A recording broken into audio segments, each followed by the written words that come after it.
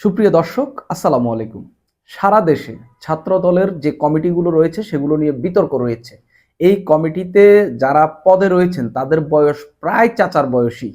৩৫, ৩৭, কারো বয়স তো ৪০-এর কাছাকাছি এরকমও রয়েছে। ঠিক এই সময়ে ছাত্র দলের আরো একটি কমিটি ঘোষণা করা হয়েছে, যেখানে প্রায় অছাত্রদেরকে নিয়ে, যাদের ছাত্রত্ব প্রায় শেষ, তাদেরকে নিয়ে এই কমিটি ঘোষণা করা হয়েছে। আমরা জানি ছাত্র দলের যিনি সভাপতি রয়েছেন রাকিবুল ইসলাম, তার বয়সও প্রায় ৩৭-৩৮। তিনি ২০০৬-৭ সেশনে ঢাকা বিশ্ববিদ্যালয়ে ভর্তি হয়েছেন। তার ছাত্রত্ব শেষ হয়েছে অনেক আগে, কিন্তু তিনি এখনো এত বড় একটি ছাত্র সংগঠনের সভাপতির দায়িত্ব পালন করছেন। নতুন করে জাহাঙ্গীরনগর বিশ্ববিদ্যালয়ে তারা এই ছাত্রদল কমিটি দিয়েছে। সেখানে তাদের যারা কমিটিতে আহ্বায়ক, যুগ্ম আহ্বায়ক পদে এরকম পদ পেয়েছেন, তাদের আহ্বায়ক না আহ্বায়ক পদে তাদের সবারই বয়স প্রায়, তাদের ছাত্রত্ব প্রায় শেষের দিকে। তো এখানে এই কমিটিটিতে এই কমিটিতে এই জহিরুদ্দিন মোহাম্মদ বাবর নামে একজন যিনি আহ্বায়কের পদ পেয়েছেন, যিনি রসায়ন ৩৯ ব্যাচের শিক্ষার্থী। এই ব্যাচটি শুরু হয়েছে ২০০৯-১০ সেশনে। এই ছাত্র দলের জাহাঙ্গীরনগর বিশ্ববিদ্যালয়, মানে বাংলাদেশের মোটামুটি দ্বিতীয় বিশ্ববিদ্যালয় আপনার ঢাকা ইউনিভার্সিটি। তো সেখানেই তারা কমিটি দিয়েছে, যেখানে এমন একজনকে আহ্বায়ক বানিয়েছেন যার মানে যিনি বিশ্ববিদ্যালয়ে ভর্তি হয়েছেন ১৬-১৭ বছর আগে।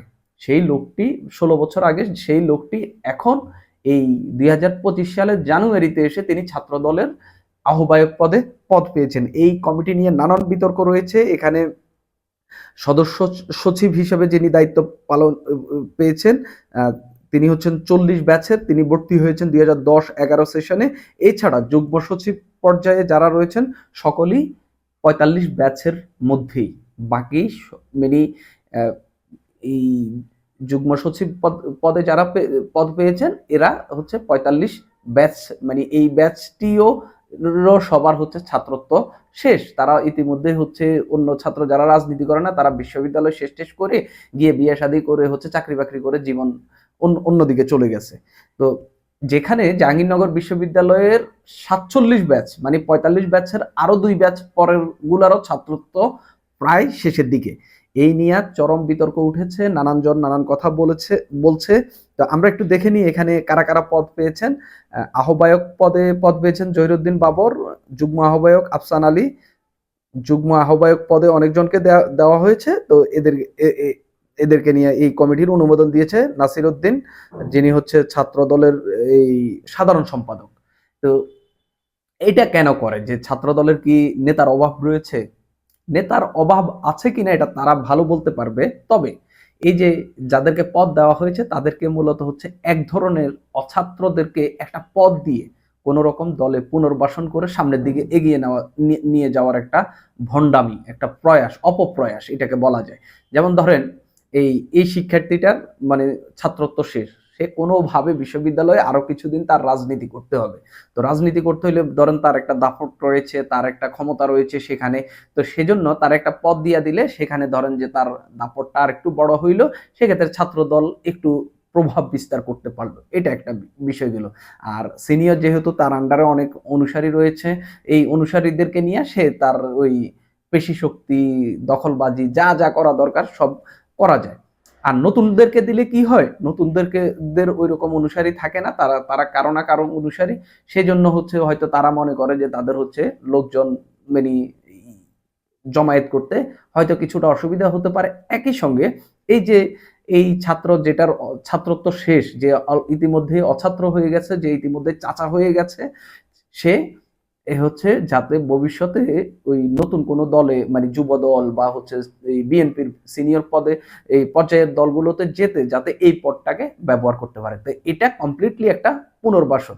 এখন এইটার জন্য কি ছাত্রদল যা তা করবে। এই যে দেখেন এখানে একটা কমিটি ঘোষণা করা হলো, এখানে এমন মানে কোনো ছাত্র নেই যে যারা একেবারে তরুণ, একেবারে নবীন, বা ধরেন একবারে running second year, third year বা ফার্স্ট ইয়ার বা এরকম। মানে সবাই মানে বেশিরভাগেরই হচ্ছে ছাত্রত্ব শেষ, আর যারা রয়েছেন তারা হচ্ছে মাস্টার্সের শেষের দিকে, মানে কোনো রকমে ছাত্রত্ব টিকিয়ে রেখেছেন এরকম কয়েকজন আছেন এখনো। তো এই বিষয়টা মানে ছাত্রদল কি পুনর্বাসন করার জন্য কি মির্জা ফখরুল ইসলাম আলমগীর, তারেক রহমানের বয়সীও কি কাউকে কি দলে নিয়োগ দিয়ে দিবে বা হচ্ছে পদ দিয়ে দিবে ছাত্র দলে?